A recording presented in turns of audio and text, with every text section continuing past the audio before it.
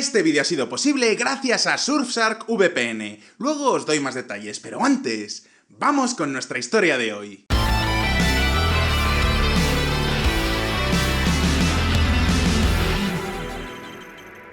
La pandemia del nuevo SARS coronavirus 2 no solo es una crisis de salud pública, también es una crisis económica. Y detrás de los números, de las gráficas y de las estadísticas están las auténticas tragedias. Tragedias muy reales como esta. Nissan cierra su planta de Barcelona, con 3.000 trabajadores afectados. Y no solo hablamos de 3.000 personas que acaban de perder su trabajo. Una fábrica de coches genera miles de empleos indirectos. Alrededor de la fábrica de Nissan había un montón de empresas auxiliares, empresas que fabricaban componentes para el motor, tubos de frenos, tubos de escape y un montón de cosas más. En total, hablamos de más de 25.000 personas en Barcelona que casi seguro que perderán su trabajo. Hablamos de todo un drama. Y puede que no sea la última fábrica de coches que cierre en España, pero seguro que nada de esto os va a sorprender. Nadie discute que el coronavirus nos ha traído una recesión global. Durante todo este año 2020, casi todos los países van a entrar en crisis económica y en recesión. La pregunta es, ¿hablamos de una crisis más o del apocalipsis zombie? Y como siempre, la respuesta no es ni sí ni no, sino depende. Por ejemplo, en República Checa, el paro a duras penas ha subido al 5%. Por supuesto que también están en crisis, pero es una crisis mucho más suave. Sin embargo, hay otros sectores económicos y sobre todo otros países donde sí podemos hablar de un auténtico apocalipsis zombie, la versión económica de The Walking Dead. Y sí, uno de estos países es España. Bruselas prevé que el PIB caiga un 9,4% y el paro suba al 18,9% en España en 2020. Exacto, todo apunta a que tanto España como Italia van a ser los mayores perjudicados por esta crisis. Por un lado, son dos de los países más afectados por lo que viene siendo la crisis sanitaria. En el momento en el que hacemos este vídeo, España es el segundo país del mundo en tasa de mortalidad, solo superado por Bélgica. En Bélgica es que no sé ya qué han podido hacer mal. Todo esto se debe a una serie de catastróficas desdichas que os explicamos en este otro vídeo. Pero no solo eso. Tanto España como Italia seguían arrastrando los efectos de la crisis de 2008, crisis de la que ni de lejos se habían recuperado. Para que os hagáis una idea, en el año 2019 España tenía un paro de casi el 15%, en algunas zonas incluso superaba el 20%. Hay toda una generación de españoles a los que llamamos los ninis porque ni estudian ni trabajan. Hablamos de gente que tiene 30 años y que todavía vive con sus padres porque no ha encontrado un trabajo estable. Seguro que muchos de los que veáis este vídeo desde España estáis en esta situación o conocéis a alguien que lo está. Es un auténtico drama nacional. Y este era el panorama antes de la pandemia, cuando toda Europa estaba creciendo. Así que imaginad lo que puede pasar después de la pandemia.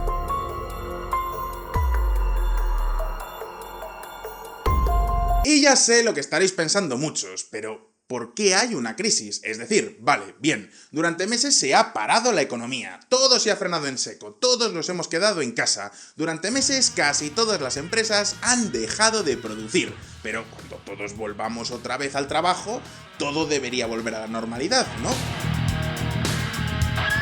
Pues sí. Esto es lo que va a pasar en muchos casos. Sin ir más lejos, las acciones de Google ya se han recuperado en bolsa. Ojo, esto no significa que Google, o más bien Alphabet, no tenga problemas, pero esto nos da un poco la medida de cómo hay sectores que sí se pueden recuperar. Ahora bien, imaginad un bar de barrio, la Casa Manolo, que sirven cocina tradicional, pulpo a la gallega y cañas de cerveza a 2 euros cada una. Casa Manolo tiene 2 trabajadores, el señor Manolo y la cocinera que se llama Carmen. Este bar genera, vamos a decir, unos beneficios de unos 4.000 euros al mes, lo justo para que el señor Manolo pueda llegar a fin de mes y le pueda pagar el sueldo a la señora Carmen. 2 meses sin ingresos pueden suponer el cierre, y eso significa que Manolo venda el bar y Carmen se vaya a la calle. Pues bien, hay miles de casos como este, en España y en todas partes, pero no solo hablamos de bares, también hay grandes empresas que no estaban preparadas para una cuarentena.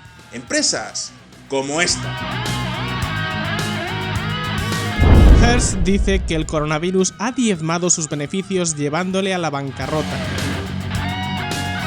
Sin embargo, todo esto es una tendencia global. Ahora la pregunta es, ¿por qué España está teniendo más problemas que el resto de países? ¿Qué peculiaridades tiene la economía española que no tenga la alemana o la estadounidense? Y lo que es más importante, ¿hay alguna forma de evitar el apocalipsis zombie? Hoy vamos a responder a estas preguntas, pero antes tenemos que hablar de Internet. Si hay alguien que no ha perdido el trabajo son los hackers. Pensadlo bien, durante estos días de cuarentena y coronavirus hemos visto algo así como la versión online de Chicago años 30. No lo digo yo, lo dicen todos los estudios de ciberseguridad.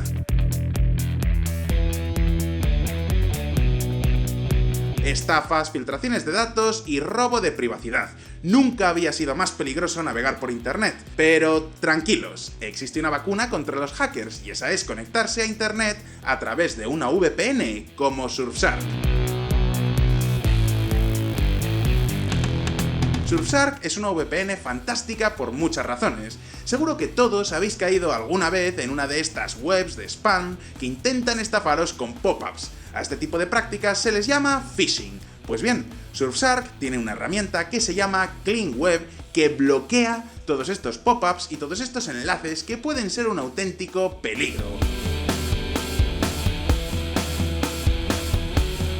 Pero no solo eso. Con una única cuenta de Surfshark podéis registrar todos los dispositivos que queráis. El móvil, la tablet, el portátil, no hay ningún límite de dispositivos. Y como siempre, tenemos una oferta muy especial para todos vosotros que seguís VisualPolitik.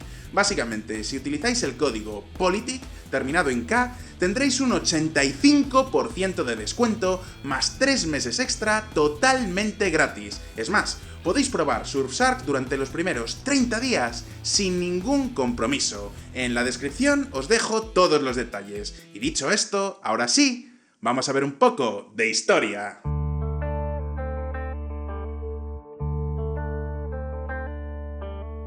La tormenta perfecta. En toda crisis hay ganadores y perdedores. Empresas como Amazon o Netflix han salido ganando con el coronavirus. Y os preguntaréis, ¿y quiénes son las mayores víctimas de la pandemia? Pues creo que ya os lo podéis imaginar. Las aerolíneas. Se trata del último sector en abrir tras la cuarentena y muchas no han sobrevivido ni sobrevivirán.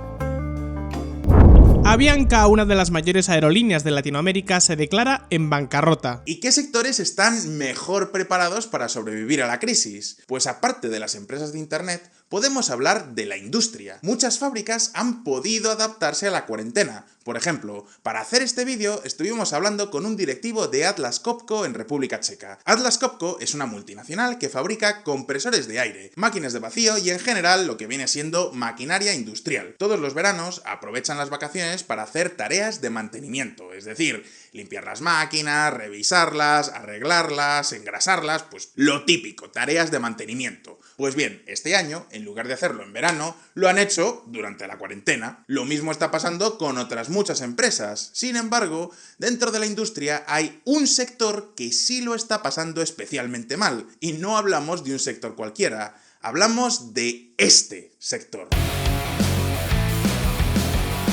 El golpe del coronavirus a la industria de los automóviles puede ser incluso más grande que los últimos pronósticos. Si seguís VisualPolitik desde hace tiempo, ya lo sabéis porque lo hemos contado varias veces. Los grandes fabricantes de coches llevaban años en crisis. Para que os hagáis una idea, antes de la pandemia, Fitch, que es una agencia de calificación de deuda, consideraba que la deuda de Renault era un bono basura. Pues bien, si el grupo Renault ya estaba en una mala situación, la pandemia les ha puesto al borde de la bancarrota.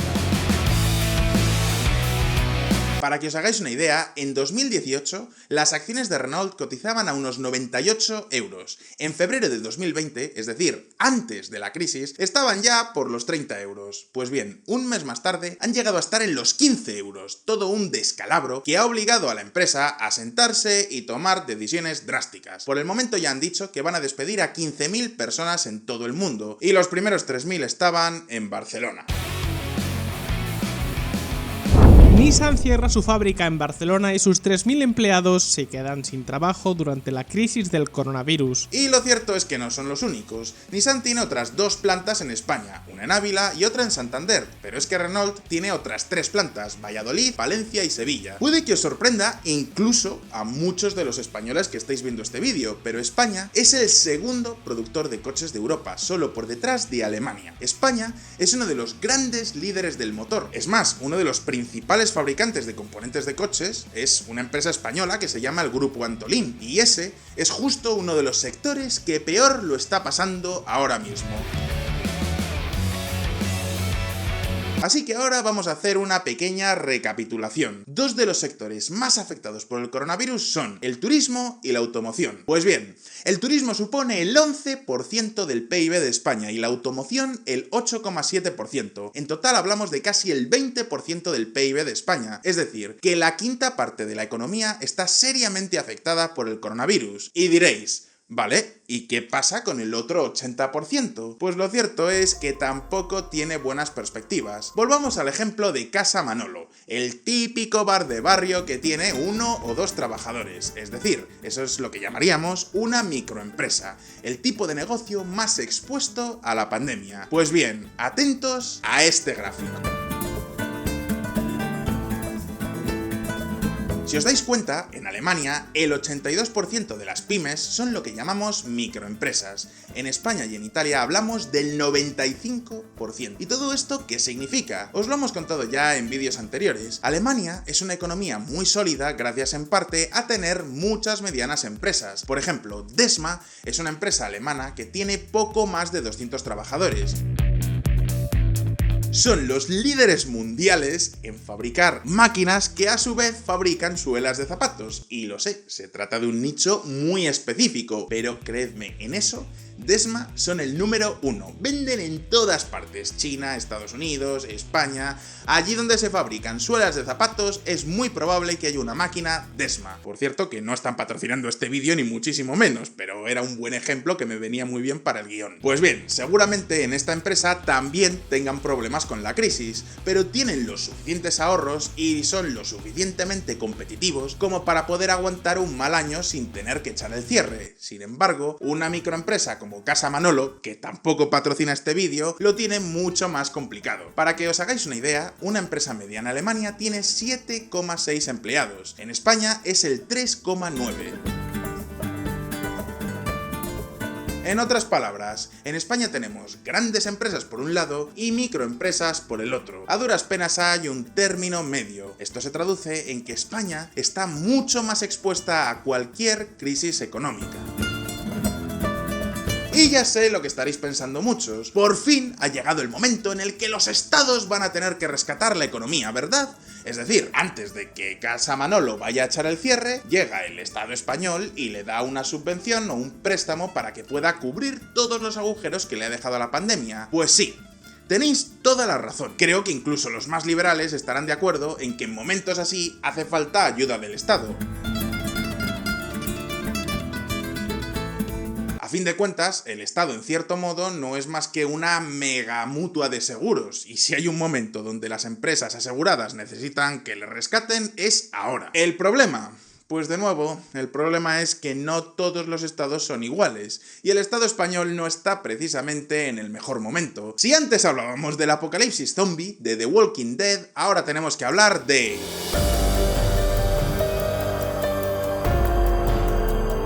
The Walking Dead. Da igual si son de izquierdas o de derechas, todos los gobiernos del mundo están ayudando a sus empresas. En total, los países europeos se han gastado ya más de 2 billones de euros en rescatar su economía. Y sí, digo billones en español, es decir, un 2 seguido de 12 ceros, en inglés diríamos trillions. Pues bien, casi la mitad de esos 2 billones de euros corresponden a Alemania. Por ejemplo, ¿recordáis que os decía que muchas aerolíneas están echando el cierre? Pues Alemania ya está haciendo todo lo posible por evitarlo, al menos en su territorio. Alemania llega a un acuerdo con la Unión Europea para rescatar a Lufthansa por 9.900 millones de dólares. Y sí, Alemania ha tenido que pedir permiso a la Unión Europea porque la legislación comunitaria prohíbe que los gobiernos rescaten a sus propias empresas. Se trata de una violación del principio de la libre competencia. Sin embargo, hablamos de una situación extraordinaria. Y en un momento así, Bruselas está permitiendo cosas que antes serían totalmente ilegales. Pero la pregunta es, ¿y quién paga todo esto? Es decir, ¿tanto dinero tiene Alemania como para poder ir por ahí rescatando a todas sus empresas como si no existiera mañana? Pues lo cierto es que no. Alemania, al igual que España, Francia o Italia, van a tener que pedir todo ese dinero prestado. Hablamos de bonos de deuda que se emiten al mercado. Y diréis, vale, ¿y dónde está el problema? ¿Qué me cuentas, Fonseca? Porque Alemania puede endeudarse y España no. Y aquí es donde sale a la luz otro de los grandes problemas de España. La deuda pública alemana equivale a menos del 60% de su PIB. En España este número está por encima del 95%. Y atentos, porque en Italia hablamos del 134%. Ahora imaginad que sois un inversor. Bueno, en realidad muchos de vosotros sois inversores, así que haceos esta pregunta. ¿Qué bono de deuda compraríais antes? ¿El alemán, que sabéis que puede devolverlo cuando ha dicho que lo va a devolver? ¿O el español? Pues ya está. No hay más preguntas, señoría, y todo esto explica lo siguiente. Coronavirus. La presidenta de la Comisión Europea, von der Leyen, dice que el fondo de recuperación de 750.000 millones de euros es el momento europeo. Ya lo explicamos en este otro vídeo hace un mes. Nadie pone en duda que Europa tiene que ayudar a España o Italia. La pregunta es, ¿cómo va a venir esa ayuda? El primer debate fue el de los coronabonos. En resumen, los países del norte de la zona euro querían prestar dinero a los países del sur a cambio de supervisión política. El sur, sin embargo, quería dinero gratis y sin condiciones. Ahora el debate ha cambiado y ahora es sobre si la ayuda de Europa tiene que venir en forma de préstamos o de subvenciones. Y finalmente, la Comisión Europea ha llegado a un punto medio. 500.000 millones de euros en subvenciones y gasto público, 250.000 millones de euros en préstamos con un interés muy bajo. Ese dinero saldrá de bonos de deuda que sacará la Unión Europea al mercado internacional. Es muy probable que muchos de estos bonos los termine comprando el Banco Central Europeo. Es decir, es como los coronabonos pero de forma temporal. Y la auténtica pregunta ¿es esto suficiente? ¿Basta con mandar dinero a España para que la economía española se recupere? Pues ahora mismo lo vamos a ver. Más Excel y menos PowerPoint. El dinero es importante, pero no hace milagros. El mejor ejemplo de esto es el tren de alta velocidad. En las últimas décadas, Europa ha gastado más de 11.000 millones de euros para que España tenga un ferrocarril de alta velocidad que da gusto verlo. A día de hoy, los españoles tienen la tercera red de alta velocidad más grande del mundo, solo por detrás de China y Japón. La pregunta es, ¿ha servido para algo? Realmente no. Ya os lo explicamos en otros vídeos de VisualPolitik. Desde el punto de vista puramente económico, la alta velocidad española, el llamado AVE, es un agujero de proporciones... Esta vez vamos a dejarlo en proporciones colosales. Proporciones colosales en las cuentas nacionales. Y a duras penas ha servido para generar crecimiento económico. Ni siquiera se puede utilizar para transportar mercancías. Solo sirve para pasajeros. Y desde el punto de vista social, pues tampoco se puede decir que haya sido muy útil. Un billete de tren en España es entre un 40 y un 100% más caro que un trayecto equivalente en Alemania o República Checa. Y lo mismo ocurre con los aeropuertos fantasma. España tiene unos cuantos aeropuertos que a duras penas tienen vuelos. De hecho, alguno está vacío, pero que han costado una auténtica fortuna. Hablamos de miles de millones de euros que se han gastado por razones puramente electorales, políticas o incluso ideológicas. Y en una situación como esta, lo que España necesita es más Excel y menos PowerPoint. Y la pregunta es, ¿hasta qué punto España está dispuesta a dejar todas esas rencillas políticas y centrarse en la pura gestión económica? Pues ¿qué queréis que os diga? Noticias como estas son bastante decepcionantes.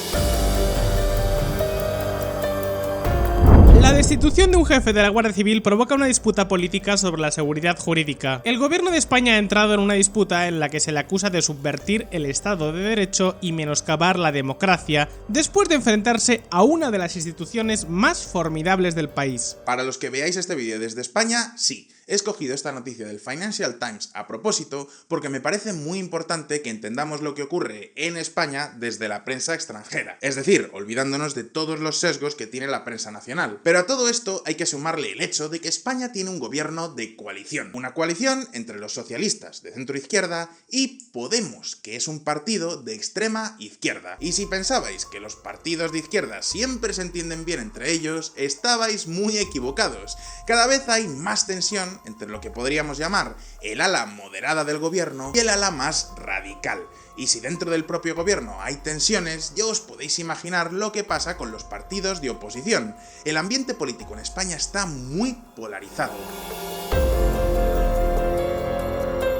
Y esto es preocupante, porque en algún momento al gobierno no le va a quedar otro remedio que recortar gastos y tomar medidas impopulares. Muchas de estas medidas van a necesitar sí o sí el apoyo de la oposición, al menos de la oposición más moderada. Sin embargo, juzgad por vosotros mismos. Esto que vais a ver ahora es una escena del Parlamento. Creo, señor Espinosa de los Monteros, que a ustedes les gustaría dar un golpe de Estado, pero que no se atreven. Usted es el hijo de un terrorista. Esto es un espectáculo lamentable, propio de un marxista comunista.